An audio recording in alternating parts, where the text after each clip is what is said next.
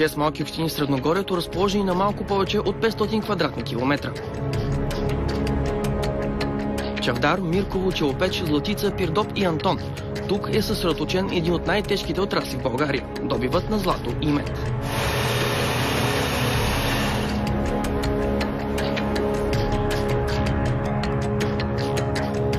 В това предаване ще търсим отговор на въпроса мит или реално са твърденията на еколози и местни организации, че в Средногорието има замърсяване. От кога е то и кой е отговорен за него?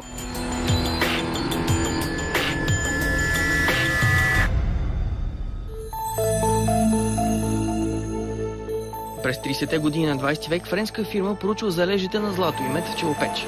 Прогнозите за рудника са повече от обещаващи. Съдържанията на мед не са толкова високи, но то е едно от най-големите златни находища в Европа и най-голямото на Балканския полуостров, действащо в момента находище с значителен добив и с важна позиция в структурата на икономиката на България и въобще като златно находище в минната промишленост с важно значение.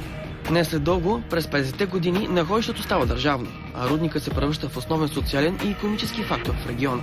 В същото време е открит и още един рудник – Елаците, който се намира между Етрополе и Златица до село Мирково.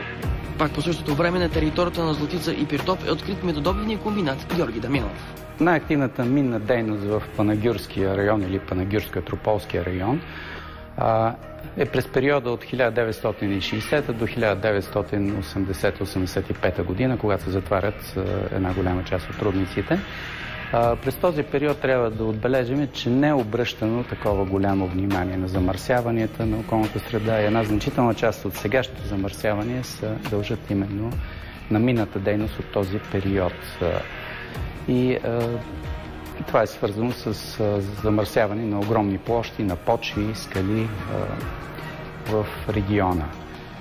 И тези последствия и до ден днешен не могат да се ликвидират. Изисква се много години, много средства да се прави това. Днес тези компании не са държавни. Елаците мед става частна през 1999 година.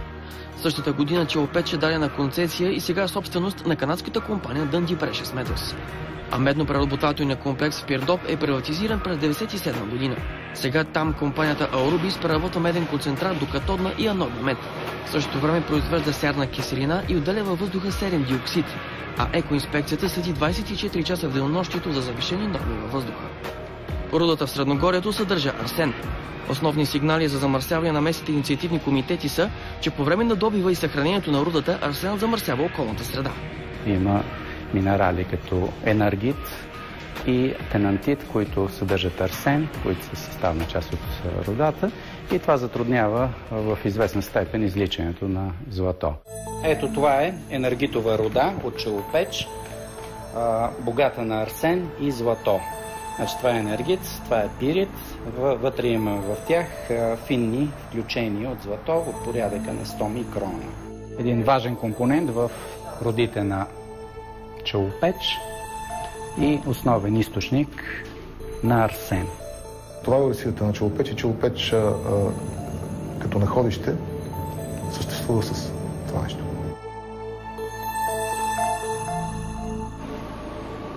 Как протича процесът на рудодобива? След извличането на рудата от рудника, тя попада в така наречената флотационна фабрика. Медните руди се флотират с добавяне на различни реагенти за отделяне на медните минерали от останалите минерали, които съдържат олово, цинк, злато.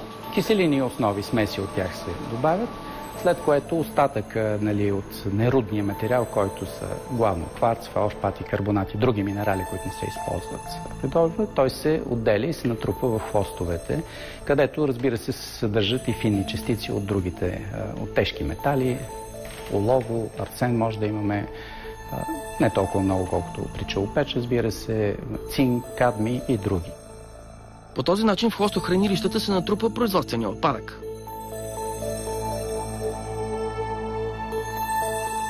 Към трите големи добивни предприятия в района – Аурубис, Dundee Precious Metals и Елаците мед, трябва да прибавим и недействащото държавно хвостохранилище Медет. Точно под него минава малката река Медетска. След километър тя се влива в река Тополница. Тя пък минава близо до трите компании и до техните хвостохранилища. Само Елаците Мед няма разрешение да изпуска производствените си води в реката.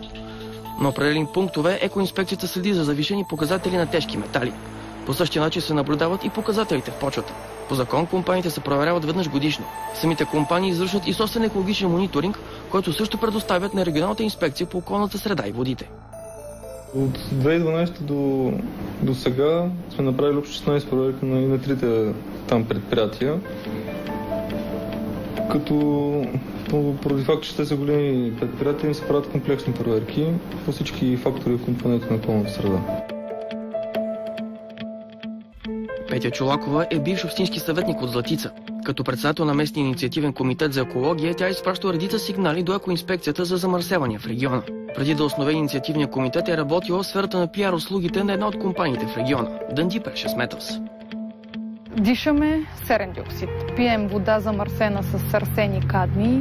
Това, което произвеждат хората тук, защото тук е район, който от години, от римско време се слави с земеделието си. Това, което и животновъдството произвеждат, всичкото това нещо, което е попаднало в почвата и чрез растенията ние го изяждаме. Само на километър от старото хвостохранилище Медет се срещаме с председателя на още един от инициативните комитети. Това е Медетската река, която е една екологична бомба и за която никой не взима отношение. Това са води замърсени с най-различни видове тежки метали и това са води, които идват от стария Медет. От тук тия води влизат в река Тополница. След това река Тополница поема водите замърсените от Арубис. След това от Челопеч, от хвостохранилища. След това поема и от Чавдар, когато духне и от Петрич, от хвостохранилището на елаците и когато не прахоляци, тежки метали. Всичко това влиза в Тополница и отива в язовир Тополница, който е предназначен за напояване. И след това тия води отива и се напоява Пазарджишкото и Пловдивското поле с тежки метали и след това ни се връщат домати и краставици да ги яде пък и ние и цяла България. Водата от река Тополница не е питейна, но всички в региона я ползват за напояване. Като духне вятър, като мият, всичко отива в нашите градини, в нашите ниви, ние садим. Всичкия концентрат ми отива от водата, ние поливаме с нея. Също тази вода се пие от нашите крави, ливадите се напояват. Къде от друга? Водичката минава рекичката покрай нивичката. Там няма водопровод, няма нищо. Това е извън територията на града. Сега даже тази година не поливам. Решихме да не поливам. По-хубаво да каквото се роди от природата, отколко да поливаме и да знаем, че картофи берем с такава вода. От реката няма откъде да пият на дома. При нас е много замърсена това. Вододайната зона при нас е просто всичко от реките, от завода, от тук, там и кравите при това положение, при тази температура, днеска знаете какво е. Обяснението пада всичко върху нас, върху стопанина. След като водата мине през старото хвостохранилище Медет и се влее в Тополница, реката минава близо до компанията Аурубис. От докладите на РИОСВ София е видно, че компанията има комплексно разрешително и има право да зауства водите си в 4 точки в местните реки. Компанията има и пречиствателна станция. От доклада на екоинспекцията за 2011 година става ясно, че компанията глобена са 102 лева за превишаване на допустимите стойности за изпускане на води. Справка за 2012 година показва замърсяване на въздуха и еднократна глоба от 1355 лева.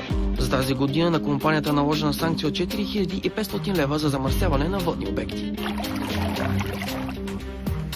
Това е река Кисело дере. Една от малкото реки, в които Арубис зауства водите си. Старото хвостохранилище точно над реката е наричано от местните Синята лагуна, а в научните доклади се открива и като Арсеново езеро.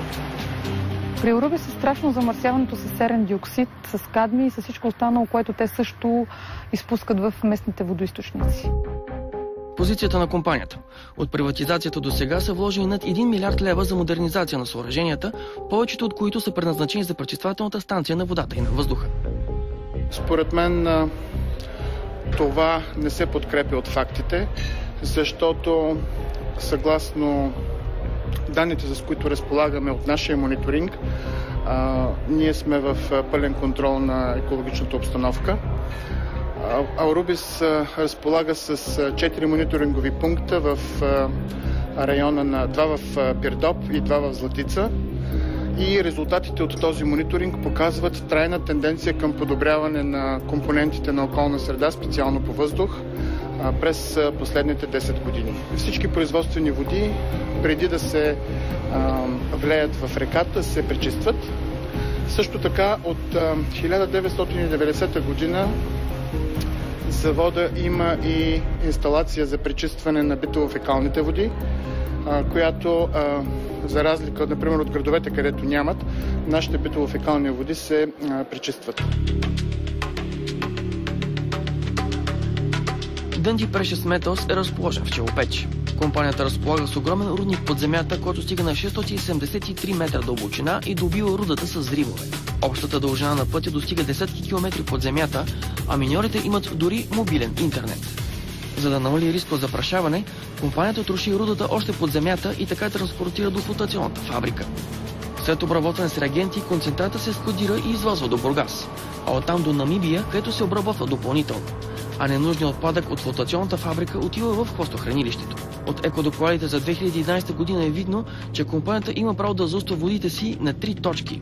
Преди 2 години е глобена с 1681 лева за превишаване на нормите. За 2012 1338 лева и 979 лева за 2013 година.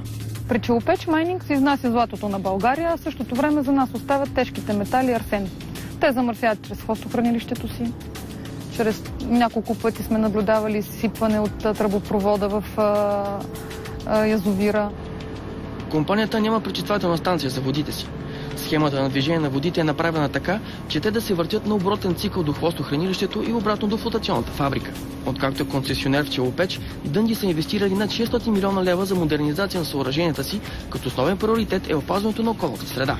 От компанията казва, че от юни 2012 хвостохранилището им не изпуска води в околната среда. Имаме наложени санкции през 2013 година на 2 пъти за заустване на битово-фекални води, който е проблем не само на нашата организация, а и на общината като такава, за което всъщност сме кандидатствали за проект за изграждане на пречиствателна станция, след изграждането на която и тези санкции ще бъдат спрени. Елаците МЕТ имат 2 хвостохранилища – Бенковски 1 и Бенковски 2. Първото е рекултивирано, а Бенковски 2 се използва и в момента. Компанията няма разрешение да изпуска водите си в река Тополница, която минава точно до хвостохранилището. Справка на BTV в екоинспекцията показва, че за 2012 година компанията глобена с 1000 лева за замърсяване на водни обекти от рудния си комплекс. Оплакването на местните екозащитници е, че с помощта на вятъра концентратът се разнася по води и почви. Трябва това хвостохранилище да има водно огледало, но случва се и над Чавдар, и над Бенково, тук ги затрупва с пясък от хвостохранилище. От компанията отговориха, че не изхвърлят замърсени води и това се потвърждава както собствения мониторинг, така и от наблюдението на Изпълнителната агенция по околната среда и водите. От компанията допълниха, че сухата част от хвостохранилището се поддържа със специална оросителна инсталация, която не позволява вятъра да разнася праха. Това се потвърждава и от пробите, взети от населените места.